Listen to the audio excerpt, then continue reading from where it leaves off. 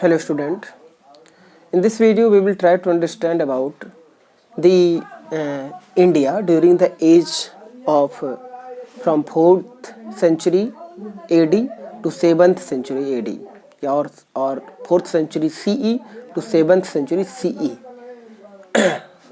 We will try to understand that India, what was the condition of political condition and situations and administrative structure and dynasties of this period in this 300 years ago. 300 year ago.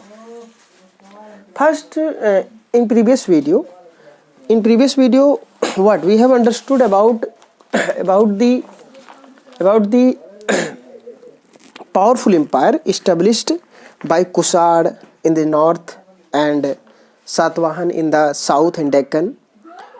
But both after 3rd century CE, these Kushan and Satvahans gradually weakened, and one most power took place on these regions. They were Guptas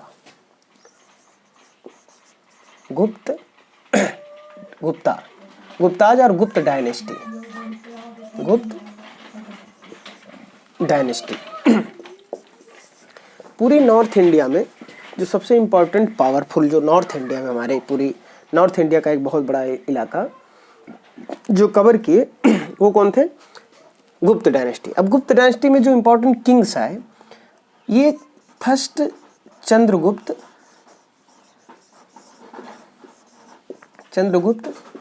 first पहला, second उसका बेटा Samudragupta,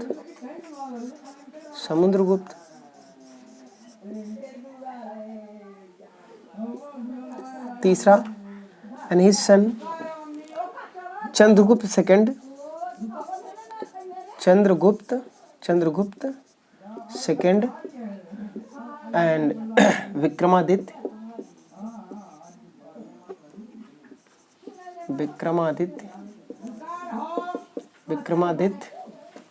Chandragupta Vikramaditya, sometime Chandragupta second and Chandragupta Vikramaditya, and this was the Gupta dynasty and later Gupta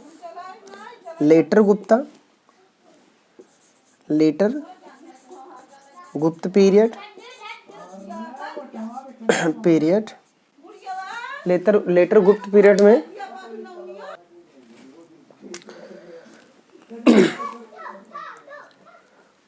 उसका ने फिर अगर letter गुप्त में देखेंगे तो कुमार गुप्त और स्कंद गुप्त आते हैं। ठीक है, कुमार गुप्त एंड फिर स्कंद गुप्त।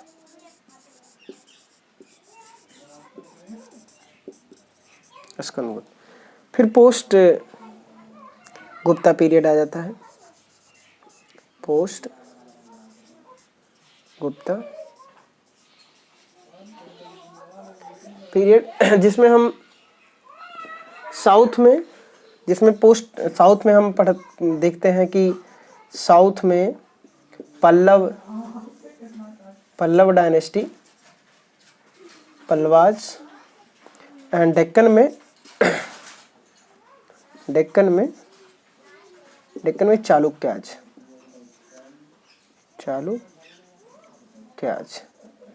ये डायनेस्टीज आ जाती हैं। ठीक है, देखिए चंद्रगुप्त जो फर्स्ट था, ये फाउंडर था। ये क्या था? फाउंडर और एंड पावरफुल रूलर। हमें जो गुप्ता डायनेस्टी के बारे में जो जानकारी मिलती है, ये लिटरेरी सोर्सेस से हमें ज़्यादा मिलती है। हमें ज़्यादातर जानकारी कहाँ से मिलती है? लिटरेरी सोर्सेस से, वो भी फाहियान, जो हमारे लिटरेरी अकाउंट्स हैं, फाहियान और कालिदास का जो हमें जो जानकारी मिलती है उससे हमें ज़्यादा मिलती है। लिटरेरी सोर्सेज मिलती हैं जिसमें हम फाहियान एंड कालिदास के जो कंट्रीब्यूशन है, कालिदास का जो कंट्रीब्यूशन है वहाँ से हमें ज़्यादातर जानकारी मिलती है। ठीक है, समुद्रगुप्त को भारत का, इंडिया का, इंडियाज नेपोलियन कहा जाता है। नेपोलियन, भारत का नेपोलियन कहा जाता है, क्योंकि इंटायर कंट्री को, लगभग इंटायर कंट्री को नहीं, फिर एक लार्ज एरिया को कवर किया इसने, लार्ज एरिया को क्या किया, कवर किया। ठीक है, अगर हम चंद्रगुप्त फर्स्ट की बात करें तो 320 से लेकर के 335 तक 320 से लेकर के 335 तक ये आपका चंद्रगुप्त फर्स्ट का है। उसके अंदर फिर उसका बेटा बैठता है सेकंड समुद्रगुप्त, जो कि एक लॉन्ग टाइम पीरियड तक कवर करते हैं ये। तो 335 से लेकर के 375 CE तक इनका राज रहता है। वहीं आप अगर हम इनको देखेंगे तो 375 से लेकर के 415 CE तक इनका राज। उसके बाद फिर ये आगे क्या होता है कि जब लेटर गुप्ता में, तो कुमारगुप्त के समय में, स्कंदगुप्त के समय में क्या होता है कि पावर जो है ये वीक होना शुरू हो जाता है, वीकेंड होना शुरू कर देता है, काम मतलब कमजोर होना शुरू हो जाता है गुप्ता पीरियड। ठीक है, अब देखिए इनके बारे में जो सोर्सेज हैं हमारी सोर्सेज हैं, जहाँ से हमें नॉलेज मिलती है, हमें जहाँ से जानकारी मिलती है, अगर उसको हम फाइंड आउट करने का प्रयास करें तो आप चीज़ों को देख सकते हैं। अब देखो, Harisena was the composer of Prayag Prashasti, ये आप पढ़ लीजिएगा। प्रयाग के बारे में जो प्रशंसा किया गया है चंद्रगुप्त फर्स्ट के बारे में, कि वहाँ से हमें जानकारी मिलती है कि हाँ चंद्रगुप्त कैसा था। Vikramaditya second he defeated the शक एंड चालुक्य एंड पल्लवाज के भी कई किंग को इन्होंने डिफीट किया था।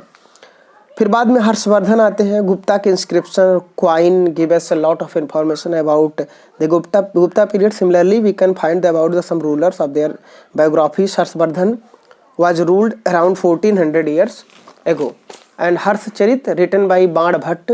हम हर्षवर्धन के बारे में बाण भट्ट के द्वारा लिखे हुए हर्षचरित से हम हर्षवर्धन के बारे में हमें जानकारी मिलती है। ठीक है, अब सोर्सेज में देखो हम कौन कौन सी इनके बारे में हमें जानकारियाँ कहाँ मिलती हैं, यानी हमें जो सोर्सेज हैं वो जानकारियाँ हमें कहाँ से मिलती हैं, हमें कहाँ कौन कौन सी चीज़ें हैं जो हमें जानकारी देती हैं। पहला नंबर हर्षचरित। पहला नंबर क्या है? हर्षचरित जो बाण भट्ट ने लिखा। ठीक है, और जुआन जांग जो चाइनीज पिलग्रिम था, जुआन जांग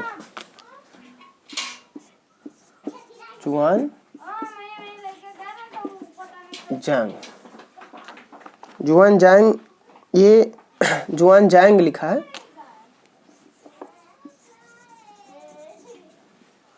ये चाइनीज पिलग्रिम था जो लगभग 8 ईयर तक हर्ष के दरबार में रहा है, हर्ष के रेन में रहा है। तो इन्होंने क्या किया, अपनी पूरी इन्होंने जानकारी दिया। ठीक है ना। वही मिलिट्री कंपेनी की अगर हम बात करें, Harsha ascended the throne at the age of 16 वर्ष की उम्र में हर्ष ने अपने शासन को मतलब ग्रहण किया। कैपिटल इसके एम्पायर का कैपिटल कन्नौज था। During his rule Harsha established a strong empire which extended from Punjab to Allahabad. ठीक है, and he tried to cross the Narmada river to march into the Deccan and attack kingdoms of Chalukya. Chalukya kingdom जो डेक्कन में था, इसने नॉर्थ से क्या किया, नर्मदा रिवर को क्रॉस करके, और सोचा कि हम जा करके क्या करेंगे, चालुक्य को क्या करेंगे, डिफीट करके और कब्जा करेंगे। बट कंडीशन कैसी हुई कि वहाँ का पुलकेशिन सेकंड, कौन, पुलकेशिन सेकंड, हम लिख देते हैं नाम को,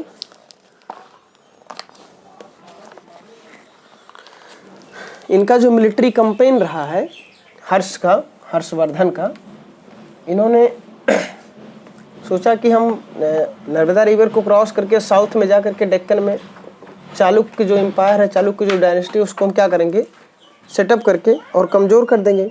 बट जो पुलकेशिन सेकंड था,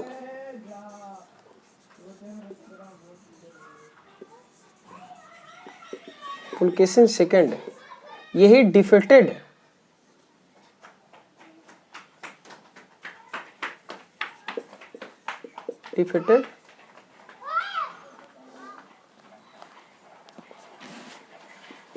द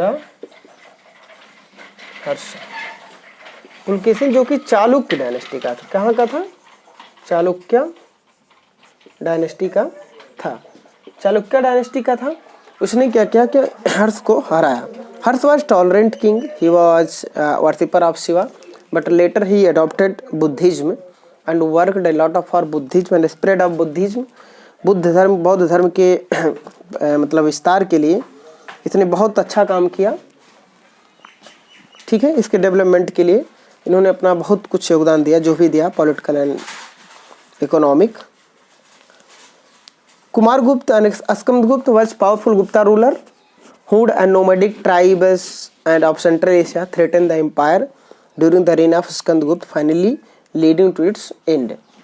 स्कंदगुप्त के समय में ही जो ट्राइब्स थी हुड और कुछ और ट्राइब्स, इन्होंने क्या किया गुप्ता डायनेस्टी को कमज़ोर किया। और बाद में आकर के हर्ष को ख़त्म होने के बाद फिर साउथ में इस समय लेकिन जब नॉर्थ में हर्षवर्धन का शासन चल रहा है, तो वहीं साउथ में हम देखेंगे कि during this period the Pallavas and Chalukyas were the most powerful ruling dynasties in south India.